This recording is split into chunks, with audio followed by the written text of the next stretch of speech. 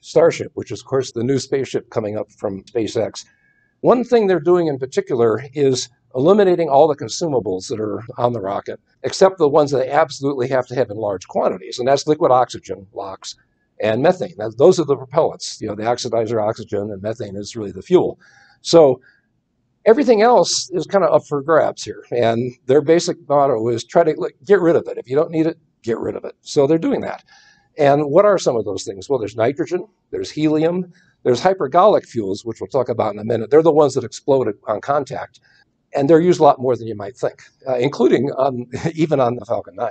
There's explosive bolts or cords and solid rocket engines. And all these things, they're trying to really get rid of absolutely all of that. And why do you want to get rid of all this stuff?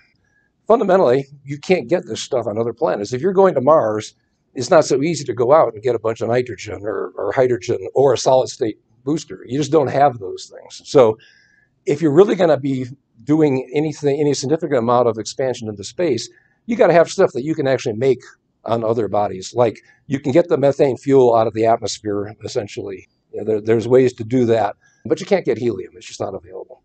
So the second issue, though, is complexity.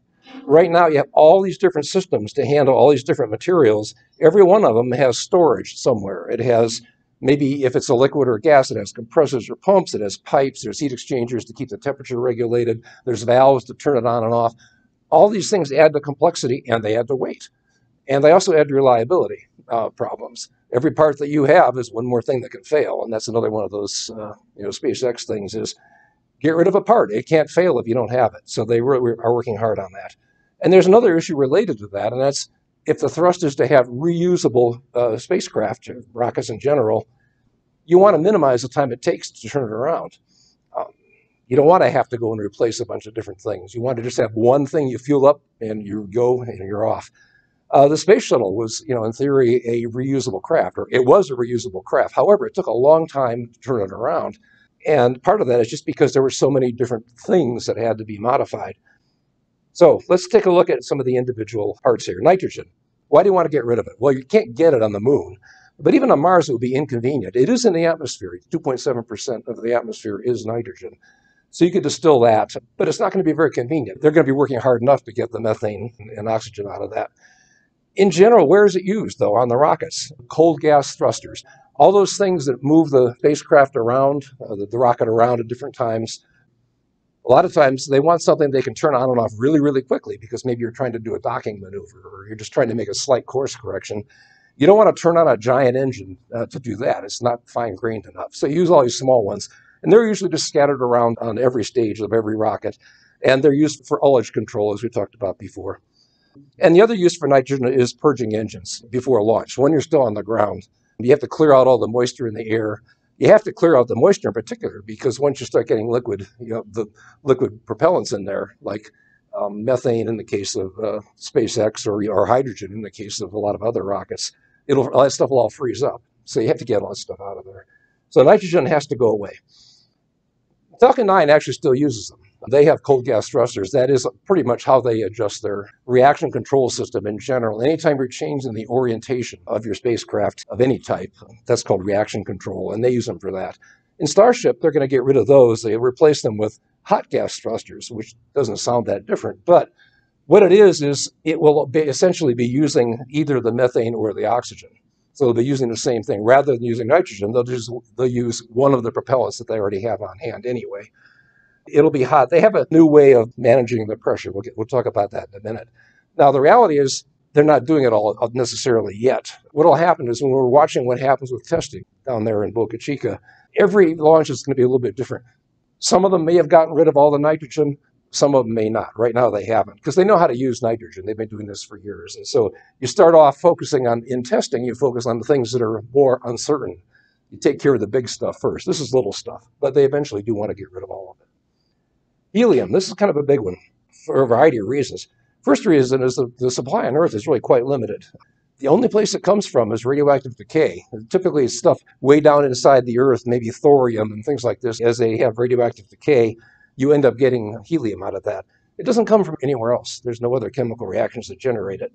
And it's just, frankly, not available on the moon or Mars at all. It's hard enough to get here. Most of it it seeps up through the rock in the earth. It gets mixed in with natural gas. So the main source of it right now is separating it out of natural gas. The cost as a result is pretty high, and it'll probably get worse over time. And the other problem with helium is it's small. It's not as bad as hydrogen, which is the smallest molecule, but it does leak through anything eventually. I mean, even metal, it'll eventually get through it. So for really long missions, it's still a concern. Now, where is it used? It's actually used in a big way in a lot of rockets, mainly for pressurizing the propellant tanks. So when you're firing the engine, the tank level actually drops so fast that you lose pressure. And so they need some way to replace that. And especially with liquid fuel, it doesn't boil easily, like the kerosene that's used with the Falcon 9. They would just lose pressure. So you got to keep a high pressure. And it's the same thing we talked about before. You're trying to avoid pump cavitation. That is, you're trying to avoid bubbles of vapor going into the pumps that feed the engines. And to do that, you maintain a higher pressure. That collapses the bubbles. And also structural integrity. That's a big thing. You know, imagine a plastic bottle that you had water or something. When it was filled with water, it's pretty sturdy, and you can stack them up really high. Even without the water, if you keep the cap on, it's sturdy, but not as good. It'll crumple some. If you have a high-pressure gas in there, it's not as good as water, which is incompressible, but it's still pretty high. And so they're taking advantage of this fact that fundamentally, rather than having a lot of reinforcing all over the ship, and that's true for most of these rockets, the way they keep things stiff is having a high pressure inside, and helium is used to maintain that. And in general, it's used for pneumatic valves all over the place. When you want to turn a thruster on or off, that means opening a valve and closing it. Something has to do that. That's typically been helium. They like helium because it's easy to handle, more or less. It doesn't freeze up under any conditions that they're ever going to encounter, unlike almost everything else. Now, they store it in what are called COPVs, composite overwrap pressure vessels. They're typically a thin layer of metal or something that will be almost impervious to helium or whatever coming out of it. And they wrap it in fiber. It could be fiberglass, carbon fiber, Kevlar, all kinds of stuff like that. And SpaceX has been experimenting with this. They've gotten it up to about 10,000 psi, which is 680 atmospheres. So you're looking at one of these cylinders, and some of them can be quite large. Most of them aren't that big. Just imagine, okay, there's actually 680 of those in reality. That's how much actual gas you have in there. For instance, the space shuttle had about 24 of these things scattered around. So every one of those probably ended up getting replaced or refilled during the refurbishment. And that's a small thing, but it's an example of the myriad of things that slow down getting something turned around for reuse. And all that kind of stuff they want to get rid of if they can. And it's used for more than that. It's also used for purging engines. We talked about nitrogen being a way of doing that. Well, if you have a hydrogen-fueled craft, you can't really use nitrogen. The problem is that nitrogen turns solid at the temperature of the liquid hydrogen.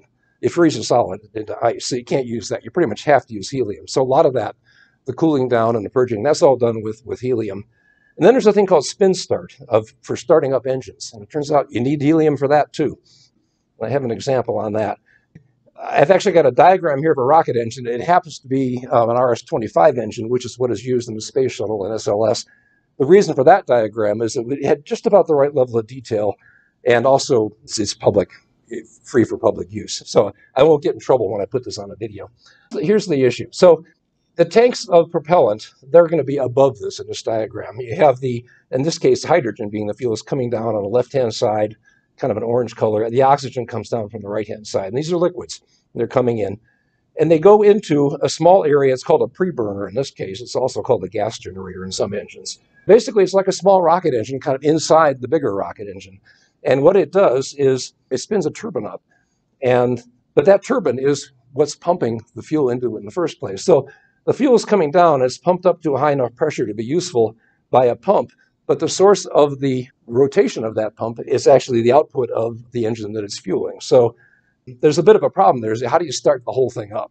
For this particular kind of engine, then the rest of that, it's called pre-burn fuel because it is partially burned, but partially not burned. It goes on, and the rest of it combusts in the chamber. And the same kind of thing goes on the oxygen side.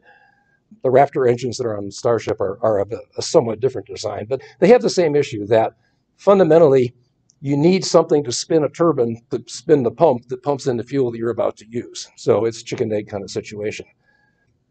And helium is typically done to do that. Basically, they just shoot a bunch of helium in, it starts spinning that turbine up, and that gets things going faster.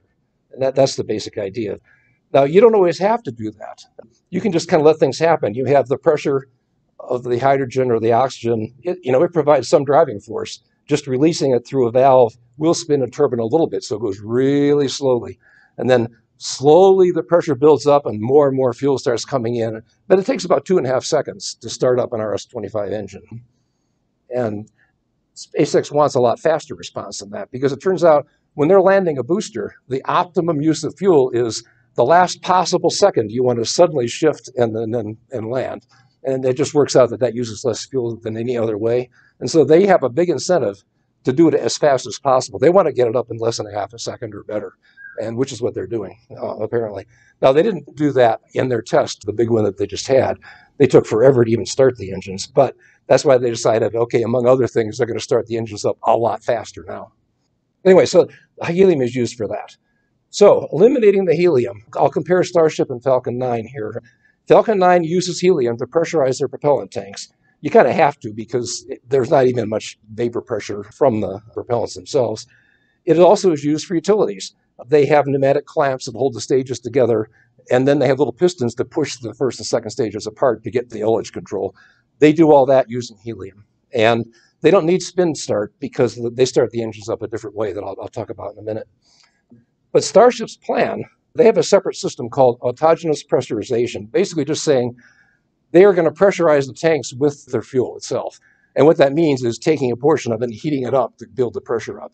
And that's easier to do with things like methane or even oxygen, because they have quite a bit higher vapor pressure than what you get from the kerosene fuel. Yeah. What's that? Hypergolic again?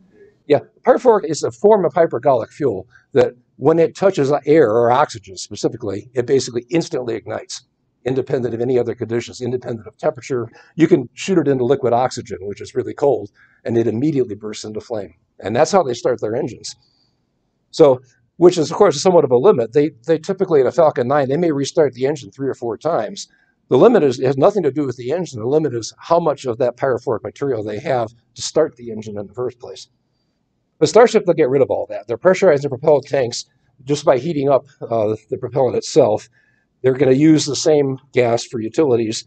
And their spin start, they're still going to use the helium, apparently, because they want it to be fast. But that is what they're going to have to do. Anyway, so autogenous pressurization, I think I've actually pretty much said all of it, but you pretty much just heat up some of the propellant you have. And that has the advantage, it's lower cost. You don't have the high cost of helium to deal with. You don't have to mail it from Earth to Mars when you want to have a return trip, any of that kind of stuff. And there also is a big advantage in this autogenous pressurization. You don't need to worry about the helium contaminating your fuel when it gets to the engine, because that actually happened during the Starship testing under SN10, which is just the upper stage of the Starhopper stuff when they were bouncing around. That particular failure, they came down too hard, and the problem they had was that too much helium got to the engines, and it basically reduced the thrust, and they just came down with a hard landing. Now, they had actually just introduced using helium because they were having trouble with their autogenous pressurization. So they said, okay, time out, we want to test other stuff, so let's just use helium. But then they didn't quite get that right. Now they've got all that straightened out. This kind of pressurization has been around for a long time, like the Titan, the same Titan missile and Gemini program launcher we saw before. That's there. The space shuttle, SLS, all that stuff, they use this kind of pressurization. The Terran 1 rocket from Relativity Space, they're using that. So Starship, New Glenn does the same thing, and the Rocket Lab's Neutron. All these are using this technique. Now, get toward what your question was. The hypergolic propellants. Remember, these are the binary propellants. They're just anytime you have 2 propellants that just burst into flame instantly upon touching each other, independent of conditions, that's called hypergolic. And pyrophoric is a special case of that, where one of the 2 is just liquid oxygen, or just oxygen in general. And the other one is the fluid, and it's called T-tab in the case of the Falcon 9. Basically, whenever they want to start the engine up, they just start the oxygen, they dump in a little bit of this pyrophoric material. It generates a lot of energy, and they don't need to do spin up of any particular kind. It starts right away. There's another variation on these fuels called monopropellant, where it's a single propellant, just one all by itself, but it touches a hot catalyst. So you get the same kind of effect, and they use that on thrusters typically, especially the ones for deep space use. So you can start them up anytime, no problem. But most people want to get rid of hypergolic propellants. They're toxic, extremely toxic. That picture on the right kind of gives you an idea. somebody has to load up the stuff on a rocket. And this was one for a relatively small one, I think. But that's what you have to do. That's what it takes. Actually, the Chinese still have a lot of rockets that use this as their main propellant. I mean, not just small thruster engines, but actually for the big thing. They're toxic, they're corrosive, and they're carcinogenic. So what could possibly go wrong? As it comes down to. But there's even a bigger problem on that, and that's simply that you're just never going to make this stuff on the moon or Mars. The materials aren't there to be convenient. Manufacturing anywhere near your closed cycle facility where you're desperately trying to hang on with the oxygen you have, you're not going to want to risk introducing this kind of stuff anywhere near that. So that's out of the question. You just have to do other stuff. So I guess we need to talk about where they're generally used. One of them is starting large engines, and Falcon 9 is a good example of that. So we always think of the Falcon 9 as, well, it's pretty clean, it just burns kerosene, but actually they still need this stuff to start up instantly, especially for upper stages, because those you typically have to restart multiple times. And the lower stages, because in their case, the booster has to stop and turn around and then relight itself, and they go through cycles, so they have to be able to restart easily. But in general, that's the benefit of the hypergolic stuff, is they restart extremely easily. So where's it been used? Well, actually, most of the deep space missions use it. DART, the mission we had to bombard an asteroid to test out planetary defense, that was powered by hypergolic propellants. JUICE, the Jupiter Icy Moon Explorer that just went this year, same thing. Rocket Lab has an upper stage that uses this. And one you don't normally think about, but SpaceX with the Crew Dragon and Cargo Dragon, the engines they use, because docking is such a delicate operation, they need to turn things on and off really, really instantly. That is still done with hypergolic propellants. And the same is true for the Cygnus cargo craft, which had been the other one which has been used, and the Orion space capsule, all those things. So they're typically used into small thrusters. That includes even SLS, big Artemis rocket. Their upper stages, when they need small changes, they do that through thrusters that are hypergolic. And as I said before, the main propellant in some Chinese rockets actually is, in fact, hypergolic. People like it because it can be stored at room temperature with hazmat suits. And also it's very high density, so you can store it in much smaller tanks, and that means a lot less weight, for the rockets. So there are some advantages to it. So Falcon 9, I already talked about the engine starting. The reaction control systems, they still use some. And then the engines, the main engines actually for the Cargo Dragon and the Crew Dragon. Starship gets rid of all of this. The Raptor engines, which are their big engines, they're starting them up with an electric spark. And it's not been clear whether it's pretty much like a giant spark plug, or what's often been done with electric start is they really have sort of inside of a lighter. Think of it as kind of a lighter. They start the thing up with a spark, which has its own set of fuel, and then that shoots out a little flame, which keeps everything else going. It's not clear if they're doing that or not. And their new thrusters, again, they're just going to use the methane or liquid oxygen. Okay, moving on to the other things, explosive bolts. They've been used forever. This is a diagram of Intelsat 4, which was somewhere between 1971 and 1974. When they want to blast in between the stages and when they want to blast off, they were using explosive bolts to release the clamps, and none of this using helium like the more recent stuff. The same is true for the fairings, and that's what's shown in this picture here. Everything is enclosed inside the rocket to protect it, but once you get it into orbit, you got to blow off those sides, and they do use explosive bolts for that. And the other place is for a flight termination system. If you want to blow the rocket up because it's about to fall and land on a city or something, you have to blow it up. That's required to have that. And so then, oh, sure, you're going to use it. So people want to eliminate this. I should say SpaceX wants to eliminate this. They don't like it because it's not reusable, obviously. Once you've blown it up, you can't blow it up again. And you can't buy them on Mars very easily. So it means that you have a stocking problem and everything else. Safety, the exploding pieces could damage a spacecraft. You don't normally want to blow stuff up right next to your own spacecraft, and you can't test it ahead of time. So their general thrust is to get rid of that. Falcon 9 did, except for two things. One is the flight termination system. You don't really care if you're going to damage your rocket if you're trying to blow it up in the first place. So that's okay. And the other thing is they do have one thing called an extended fairing for really large loads. It's a special size fairing that's much big, nose cone, that's much bigger than the others. And that one, actually, they use the explosive cord to blow it up, to blow it off. People asked why, and the speculation has just been, well, they only expected a couple of missions to actually ever use this thing. And so it just wasn't worth the design and testing and everything. So they just didn't bother. Starship's going further.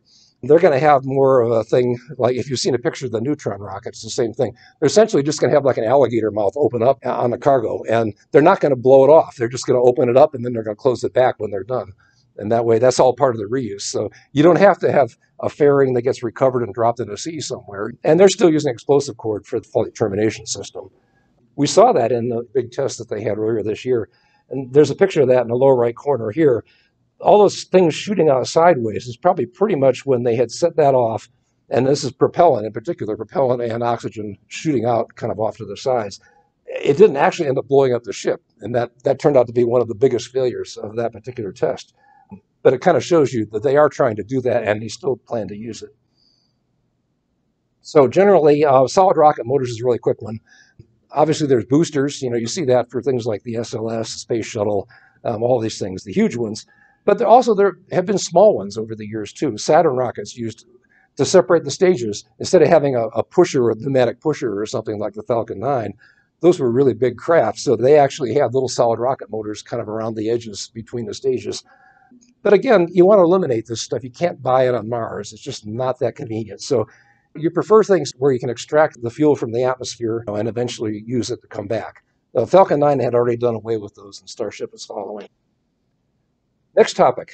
2 months ago, I was up here and I reported about a brand new use of rotation to split the stages. When the booster finishes, you got to separate from that, and stage 2 has to take off from that. And they worked out a clever way using rotation, just kind of split them apart that way. And, well, they changed their mind. Never mind. That's what they said. But this shows you in general how the people at SpaceX are just always rethinking designs. In this case, they went back to an old one, and not a new one. So we'll never actually know if it worked, because that first test, they didn't actually do the separation. They didn't quite get to that point. They were terminated. So anyway, maybe we'll never know if this would have worked. There was a lot of controversy about it, needless to say, just because nobody had really done that before. So that's off, and now they're doing what's called hot staging, which really goes back to a method favored by a lot of Russian spacecraft. Hot staging means that as the booster, gets up to about as high as it's going to go, before you release the upper stage, you turn on the upper stage engines, just blast away. And then, of course, at that point, once it gets going, then you turn the booster off. In their case, it has to turn around and then eventually relight its engines because it's going to come back and land. But, there's a short period there where what you see here is both of the engines firing at the same time. That does address a variety of problems that are true with any kind of stage separation process. What the Falcon 9 does, for instance, they just basically turn off the booster, and they kind of push off. They release the clamps and they push off the second stage. And they get far enough apart, then they turn the engines on. And the problem with that is that there's time lost. And every second lost, you're starting to fall back toward Earth. Gravity's pulling you in, you're not fighting it. And so you are losing efficiency in doing this. So Musk actually is claiming as a 10% boost in the payload, which that's pretty amazing. You have to wonder, maybe that other rotational method wasn't quite as good. You must be comparing to that. And maybe there are some other inefficiencies that weren't being mentioned. Now, more details on this, though. As the booster is turned off, they don't just shut the whole thing off. Remember, they have 33 engines. So they only keep the center 3 engines burning at that point, and they only keep them at 50% thrust. So they're really trying to minimize any of the problems. That's why in this drawing, that exhaust is shown as being quite small. And anyway, there's this whole problem called ullage. And ullage is really just a term that means the vapor space above a liquid in a tank. I mean, people talk about that on ships and things too. But the problem you have with the traditional separation, like the Falcon 9 would have, is when everything's turned off, there's no external forces being applied anymore, and the fuel can just kind of float around. So normally, you've had the liquid fuel at the bottom, and that's hitting down toward the engines. So you're feeding liquid to the engines. The problem is once you get in these totally weightless kind of situations, it all just kind of mixes up and you get a lot of vapor bubbles in there. Well, that's bad for a couple of reasons. One is you typically have a pump that's feeding the engines. And the people that are here from the oil and chemical industries know that you get cavitation in pumps, meaning those little air bubbles, they cause trouble. One, it reduces the capacity of the pump, but also it actually damages it and then also ultimately snuff out the engine because it's not going to get enough fuel. So it's considered a big problem. So usually what will happen is you have what's called an ullage engine, just meaning small thrusters. That they basically just make sure that you're still pushing a little bit, and as a result, the liquid is still kept down toward the back of the back or the bottom of the rocket. And this solves that problem. The booster itself is providing that. It's making sure that you're still pushing a little bit. So that solves a lot of those problems. That was one of the big concerns among people who were reviewing the previous method. It's going to be kind of a mess with power turned off and things rotating. People were not convinced that was really going to work. This removes all those doubts.